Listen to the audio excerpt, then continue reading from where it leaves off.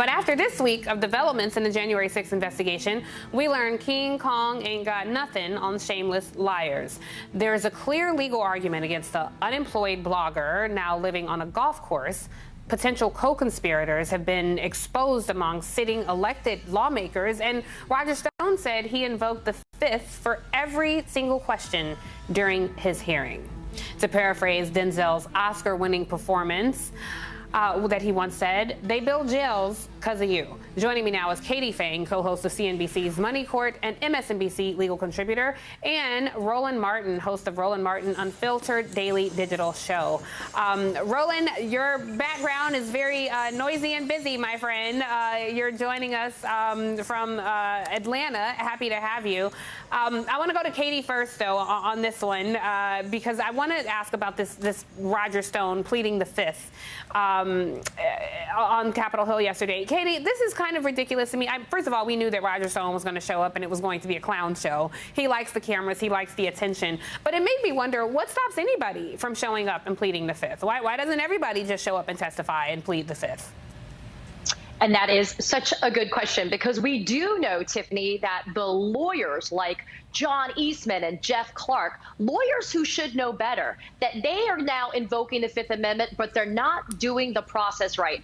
I know this is going to sound crazy to you, but I will tell you this. What Roger Stone did was procedurally correct by showing up and having the committee depose him and ask him question by question, wherein in response to each question, he invoked his Fifth Amendment privilege against self-incrimination. That is technically how the process is supposed to occur. Now, people like Eastman and Clark, just by broadly stating in this blanket way, I'm invoking my Fifth Amendment privilege, that's not how it works. And so the reason why it was important for Roger Stone to do this is now, when maybe a referral to the DOJ happens, Tiffany, for criminal contempt, he has a better argument in terms of the DOJ not being able to indict him for that, because he did properly invoke a Fifth Amendment privilege. The other guys, they didn't do it procedurally right. So if I'm the DOJ, I'm saying, too bad, too slow, you didn't do it the right way. But yeah, you know what? Stone is just delaying the inevitable. We're going to have to hear from him, as with the others.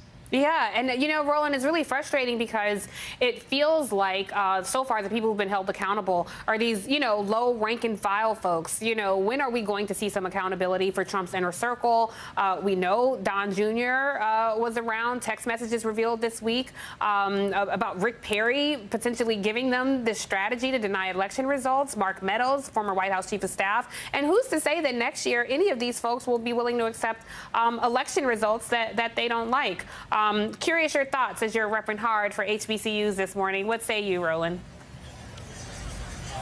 For the life of me, I don't quite understand why this committee is taking so long. January 6th, here we are 11 months later, and you're absolutely right. We also have not had the kind of public hearings that I think are critically important as well. So the public has a real good understanding of how deep and how shameful the conduct was of many of these Republicans standing with Donald Trump. You have to build the resonance, if you will. If you go back to the Watergate hearings, having those hearings and seeing them and hearing the testimony is critically important. This committee hasn't done that, and I'm not quite sure exactly what their strategy is. And so you sort of had, you know, Liz Cheney reading some of the text messages.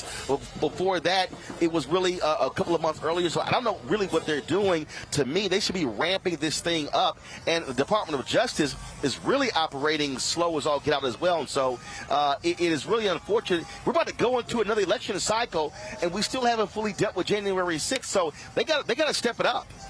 Yeah, I completely agree, and people are increasingly frustrated seeing this.